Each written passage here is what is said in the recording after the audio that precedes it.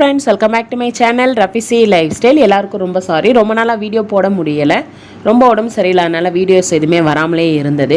But உங்களோட support வந்து ரொம்ப அளவுக்கு அதிகமாகவே இருந்தது. ஸோ வெள்ளிக்கிழமை அதுமா ஒரு பீஃப் பிரியாணி போட்டுடலான்னு சொல்லிட்டு தான் ஸ்டார்ட் பண்ணியாச்சு. லேயர்டு பீஃப் பிரியாணி எப்படி செய்யணுன்றது தான் இன்றைக்கான வீடியோவில் பார்க்க போகிறோம். வீடியோக்குள்ளே போகிறதுக்கு முன்னாடி என்னோட சேனலான ரஃபிசி லைஃப் ஸ்டைல் சேனலை முதல் தடவை பார்க்குறீங்கன்னா சப்ஸ்கிரைப் பண்ணிக்கோங்க. வாங்க இப்போது வீடியோக்குள்ளே போகலாம். ஃப்ரைடே ஸ்பெஷலாக லேயர்டு பீஃப் பிரியாணி செய்கிறதுக்கு பீஃப் எல்லாத்தையுமே கொஞ்சம் பெரிய பீசஸாக கட் பண்ணி வச்சுருக்கேன். இது கூடவே பட்டை கிராம் ஏலக்காய் எடுத்து வச்சுருக்கேன். ஒரு 3 மீடியம் சைஸ் தக்காளி கட் பண்ணி வச்சுருக்கோம். ஒரு கொஞ்சமாக புதினா, அதுக்கப்புறம் கொத்தமல்லி, 3 பச்சை மிளகா.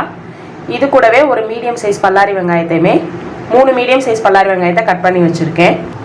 லேயர் டைப்பில் செய்ய போகிறதுனால ஃபஸ்ட்டே வந்து ரைஸை வந்து குக் பண்ணி எடுத்துக்க போகிறேன். ஸோ இதில் ஒரே ஒரு பட்டை கிராம்பு ஏலக்காய் மட்டும் போட்டிருக்கேன். எப்பயும் போல் சாதத்தை வடித்து எடுக்கிற மாதிரி தான். ஆனால் சாதம் வந்து ஒரு 80% மட்டும் குக் ஆகிருக்க மாதிரி தான் நான் வடித்து எடுக்க போகிறேன். குக்கரில் தாளித்து விட்டு தான் பீஃபை வந்து செய்ய போகிறேன். ஸோ அதுக்கு சட்டி ஹீட் ஆனது ஒரு 2 டேபிள் ஸ்பூன் அளவுக்கு நெய் சேர்த்துக்கலாம்.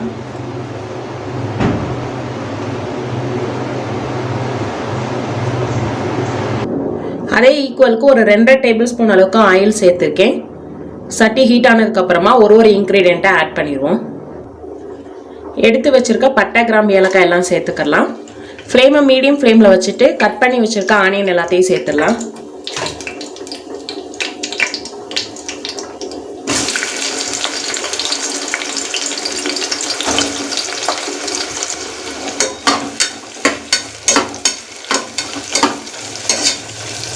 ஒரு 2 நிமிஷத்துக்கு இது எல்லாத்தையும் நல்லா வதக்கி எடுத்துக்கிறோம். பச்சை மிளகா சேர்த்துக்கலாம். 2 பச்சை மிளகா, இன்றைக்கி பெரிய சைஸ் பச்சை மிளகான்றனால நான் 2ஆக கட் பண்ணியிருக்கேன். லைட்டாக அந்த கோல்டன் ப்ரௌன் கலரில் வர்ற வரைக்கும் இது எல்லாத்தையும் நல்லா வேக வச்சு எடுத்துக்கலாம். இப்போ இதில் கொஞ்சமாக மட்டும் புதினா அதுக்கப்புறம் மல்லிச்செடி சேர்த்துக்கிறேன். நம்ம லேயர் பண்ண போது வேற சேர்ப்போன்றனால இதில் கொஞ்சம் கம்மியாகவே நான் சேர்த்துக்க போகிறேன். சேர்த்துட்டு இதையுமே நல்லா வதக்கி விட்டுக்கலாம்.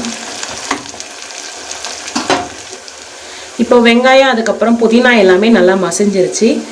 இதில் தேவையான அளவுக்கு இஞ்சி பூண்டு பேஸ்ட்டு சேர்த்துக்கலாம். ஒரு 1.25 டேபிள் ஸ்பூன் அளவுக்கு நான் இஞ்சி பூண்டு பேஸ்ட் வந்து சேர்த்துருக்கேன். பத்தலைன்னா 2ஆவது கூட நம்ம சேர்த்துக்குவோம். தேவையான அளவுக்கு மட்டும் சேர்த்துக்கோங்க.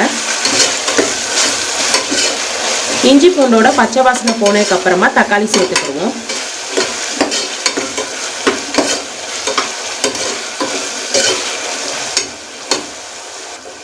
இப்போ இதில் கட் பண்ணியிருக்க தக்காளி எல்லாத்தையும் சேர்த்துடலாம்.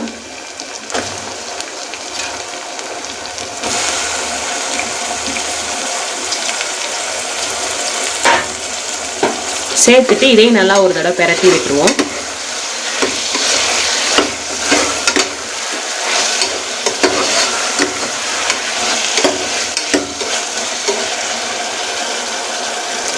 வெங்காயம் தக்காளி கொஞ்சம் சீக்கிரம் வேகணுன்றதுக்காக கொஞ்சமாக மட்டும் உப்பு சேர்த்துக்கலாம். உப்பு சேர்த்துட்டு மிக்ஸ் பண்ணி விட்டுருவோம்.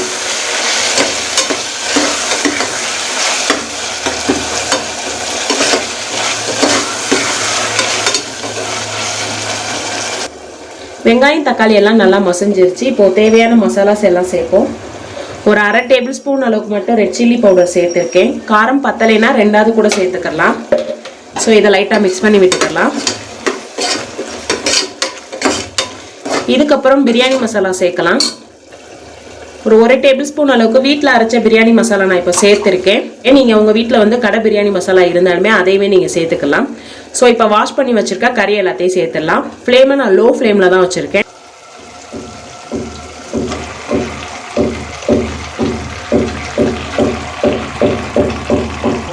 இப்போ கறிக்கு தேவையான அளவுக்கு உப்பு போடணும். நான் கல் உப்பு தான் சேர்த்துருக்கேன்.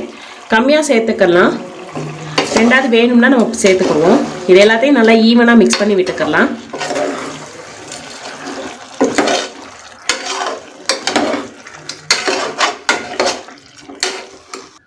எல்லாத்தையும் ஈவனாக மிக்ஸ் பண்ணி விட்டாச்சு. இப்போ ஃப்ளேமை கொஞ்சம் ஹை ஃப்ளேமில் வச்சுட்டு இதுக்கு மூடி போட்டுடலாம்.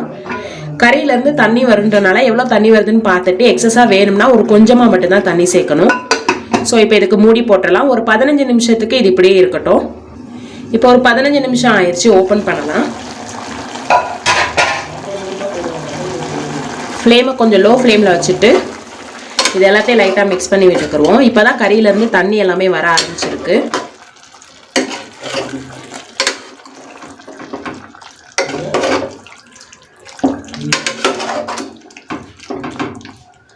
ஸோ இந்த ஸ்டேஜில் ஒரு கொஞ்சமாக மட்டும் தண்ணி சேர்த்துக்குருவோம். ஒரு அரை டம்ளர் அளவுக்கு மட்டும் நான் தண்ணி சேர்த்துருக்கேன். தண்ணி சேர்த்துட்டு இதை மிக்ஸ் பண்ணி விட்டுக்குருவோம். தண்ணி நல்லா கொதிச்சதுக்கு அப்புறமா உப்பு காரம் எல்லாம் கரெக்டாக இருக்கான்னு சொல்லிட்டு செக் பண்ணிவிட்டு இப்போ இது மூடி போட்டுடலாம். மீடியம் ஃப்ளேமில் வச்சுருக்கேன்.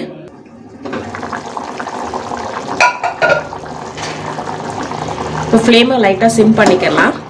லைட்டாக ஒரு தடவை மிக்ஸ் பண்ணி விட்டுட்டு இதை நம்ம டேஸ்ட் பார்த்துருவோம். உப்பு காரம் எல்லாம் கரெக்டாக இருக்கான்னு சொல்லிட்டு டேஸ்ட் பார்த்துடலாம். டேஸ்ட் பார்த்ததில் உப்பு காரம் எல்லாமே கரெக்டாக இருக்குது. இன்னொரு 1/4 டேபிள் ஸ்பூன் அளவுக்கு பிரியாணி மசாலா மட்டும்தான் சேர்க்கணும். ஸோ அதை இப்போ சேர்த்துடலாம். பிரியாணி மசாலாவுமே சேர்த்துட்டேன். இப்போ இதை வந்து லைட்டாக மிக்ஸ் பண்ணி விட்டுருவோம். மிக்ஸ் பண்ணி விட்டுட்டு இதுக்கு விசில் போட்டுடலாம். சிம்லேயே வச்சு ஒரு 3லேருந்து 4 விசில் வரைக்கும் விட்டு எடுத்துக்கலாம். கறி வந்து இளம் கறின்றனால அந்தளவுக்கு விசிலே போதுமானது தான்.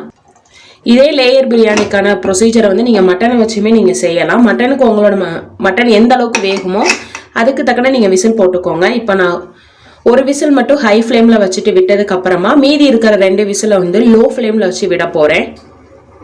லேயர் பிரியாணிக்கு செட் பண்ணுறதுக்கு வெங்காயமே நல்லா பொரிச்சிருக்கு. அதுக்கப்புறம் ஃபுட் கலர் ஆட் பண்ணி நான் இது கலந்து வச்சுருக்கேன் ரெட் கலருக்கு.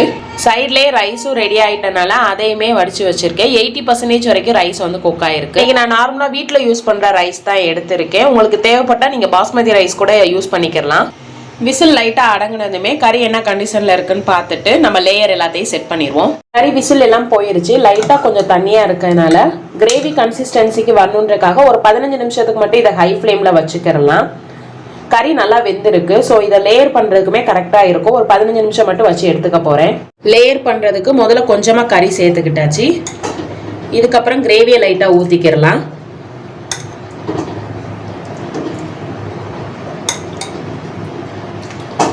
இப்போ கிரேவி சேர்த்ததுக்கு அப்புறமா ரைஸை சேர்க்கணும்.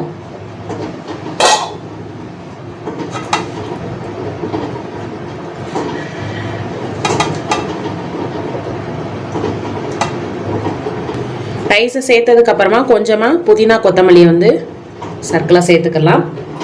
இது கூடவே ஃபுட் கலர் வச்சுருக்கேன், அதையும் சேர்த்துக்கோங்க. உங்களுக்கு விருப்பம் இருந்தால் சேர்த்துக்கலாம், இல்லைன்னா ஃபுட் கலர் நீங்கள் ஆட் பண்ண தேவையில்லை. இது கூடவே பொரிச்சு வச்சுருக்க வெங்காயத்தையுமே இப்படி ஸ்ப்ரெட் பண்ணி விட்டுக்கலாம். இப்போ அகைன் மேலே வந்து ரைஸை சேர்க்கணும்.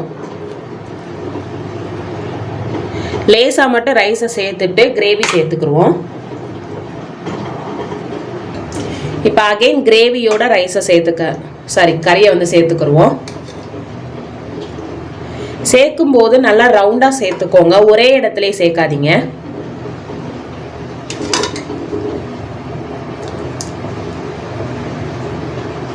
இப்போ அகைன் இதுக்கு மேலே ரைஸை சேர்த்துக்கலாம். இந்த மாதிரி பாதி பாதியாக பேட்சாக நீங்கள் சேர்த்திங்கன்னா உங்களுக்கு அழகாக லேயர் மாதிரி கிடைக்கும்.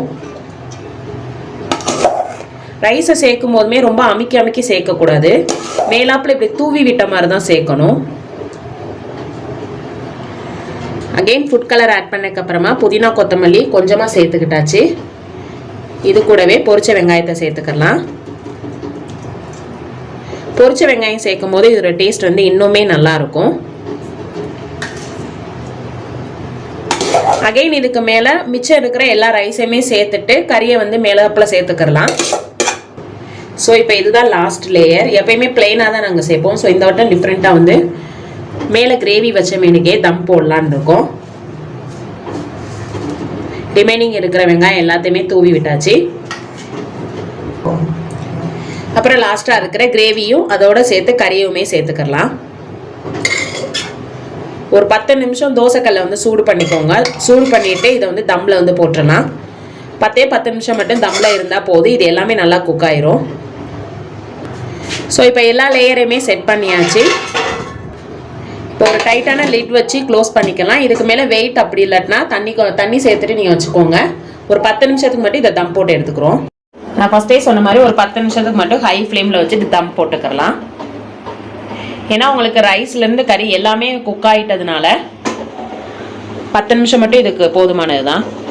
இப்போ தம்லேருந்து ரெடி ஆயிடுச்சு சாப்பிட்றதுக்கு. ஓப்பன் பண்ணலாம் பிரியாணி எப்படி வந்திருக்குன்ட்டு.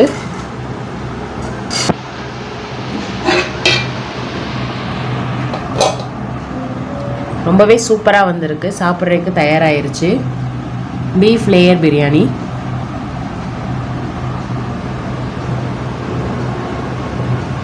இதுக்கு காம்பினேஷனுக்கு ரொம்பவே சிம்பிளான சைடிஷ் மட்டும்தான் வச்சுருந்தது. அவிச்ச முட்டை, இது கூடவே ஆனியன் ரைத்தா வந்து ரெடி பண்ணி வச்சுருந்தோம். அதுக்கப்புறம் லேயர் பிரியாணி வந்து ரெடி ஆயிடுச்சு. ஸோ லேயர் பீஃப் பிரியாணி பொறுத்த வரைக்கும் நீங்கள் கிளறி விட்டு எடுக்கக்கூடாது. ஒரு சைடில் இருந்து தான் நீங்கள் எடுத்திங்கன்னா தான் அந்த பீசஸோட கரெக்டாக வந்து வரும். நம்மளும் சாப்பிடும்போது பார்க்குறதுக்கே ரொம்ப கலர்ஃபுல்லாக இருக்கும். சாப்பிட்டு பார்த்தம்போது ரொம்பவே டேஸ்ட்டாக இருந்துச்சு. நல்லா சட்டிலாக இருந்துச்சு. உப்பு காரம் எல்லாமே கரெக்டாக செட் ஆகிருந்தது. ஸோ அவ்வளோதாங்க, ரொம்பவே டேஸ்டான லேயர் பீஃப் பிரியாணி இப்போ தயாராகிருச்சு. இது உங்கள் ரஃபிசி லைஃப் ஸ்டைல். இந்த வீடியோ உங்களுக்கு பிடிச்சிருந்துச்சின்னா லைக் பண்ணுங்கள், ஷேர் பண்ணுங்கள். மறக்காமல் ரஃபிசி லைஃப் ஸ்டைல் சேனலை சப்ஸ்கிரைப் பண்ணுங்கள். பக்கத்தில் இருக்கிற பெல் ஐக்கானே கிளிக் பண்ணுங்கள். அப்போ தான் நான் தொடர்ந்து போடுற வீடியோஸ் எல்லாமே உங்களை வந்து சேரும். தேங்க்யூ.